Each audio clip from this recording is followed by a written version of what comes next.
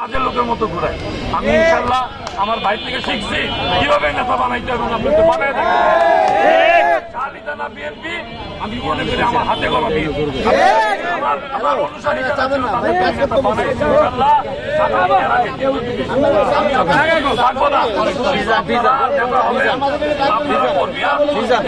হয়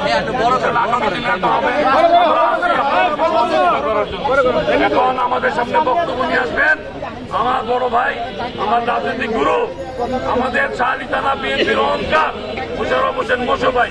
আরেকটা কথা বলি, উনি শাহলী থানা বর্তমান কমিটির 1 নম্বর সদস্য এবং আমাদের মাঝে উপস্থিত আছেন মিসেস মনিরা মোশাররফ, তিনি আমাদের ভাবি মোশু ভাইয়ের স্ত্রী।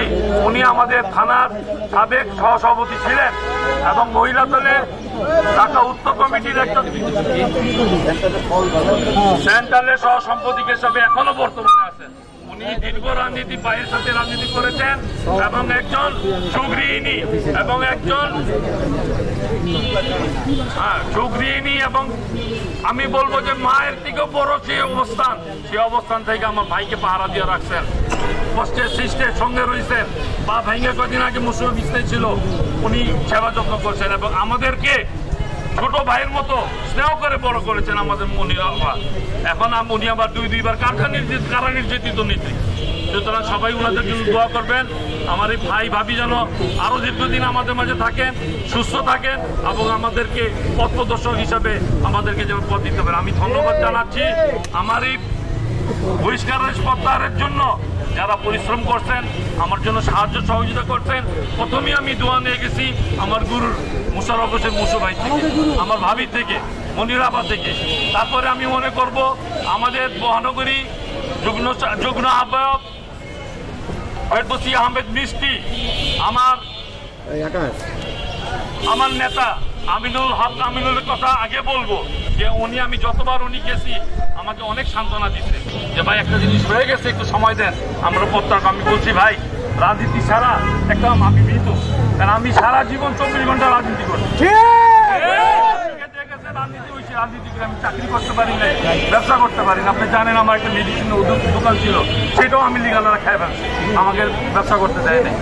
সুতরাং এরপরে আমি বলবো আমাদের মহানগরীর জাহাঙ্গীর ভাই, উনি আমার জন্য যথেষ্ট কথা বলছেন। আমাদের সদস্য সচিব জামান ভাই, তারপরে আমি বলবো আমাদের এলাকার দপ্তর সম্পাদক রাজ্জাক ভাই, উনি যা করছেন আর জেলখানায় থাকতে ওনার সাথে রয়েছি, উনি আমাকে আপন ছোট ভাই আপন বড় ভাইয়ের মতো উনি আমাকে সহযোগিতা করছেন।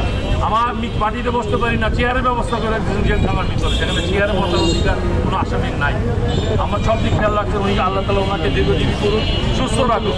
আমার ভাই শামসুল কবির ভাই হাফেজ লিটনের কথা কি বলবো, মার অবস্থা খুবই খারাপ, বেচারি ক্যান্সার হয়েছে, খুবই টেনশনে আছে। তারপরও 3টা দিন সে যেভাবে আমার জন্য পরিশ্রম করছে, 24 ঘন্টা পরিশ্রম করছে এই জিনিসটা ফিরে আনার জন্য, আল্লাহ তার সুস্থতা দান করে। আমি মনে করি আমার মা হাফেজ লিটনের মা, আল্লাহ সবাই দোয়া করবেন উনি যেন সুস্থ হয়ে যান, বেঁচে থাকে উনি। আমার জন্য যে টেনশন হাফেজ লিটন করছে, এই টেনশন যেন আল্লাহ তাআলা তার মার সুস্থতা দেওয়ার সুযোগ করে। আমি আমার ভাই ছোট ভাই আপনার মুখে নিয়ে ছেলে সারাক্ষণ মুক্তালায় বিকালা আরো মুক্তালা করে বসে থাকে, কি হয়েছে ভালো লাগে না, মনে হয় যে নিজের রাজনীতি করে এই ধরনের সবার মনে ছিল। আমার ভান্ডারা সারা দিকবার গেছে আমার বাসায়, আমার কিছু ভালো লাগে না। ভালো লাগবে করতে গিয়ে আজকে 17 বছর না 35 বছর রাজনীতি, জয়েন্ট সেক্রেটারি থেকে সদস্য থেকে জয়েন্ট সেক্রেটারি, তারপরে সভাপতি, আহ্বায়ক, ইনশাল্লাহ আমি ছিলাম। আরেকজন আছে মোহাম্মদ জাকির হোসেন, ও বরদন খান আমার খবর দিচ্ছে, চেষ্টা করছে, ভাই সবাই সব দিতে চেষ্টা করে, সবাই মন থেকে দোয়া করছে। আছে আমি আমার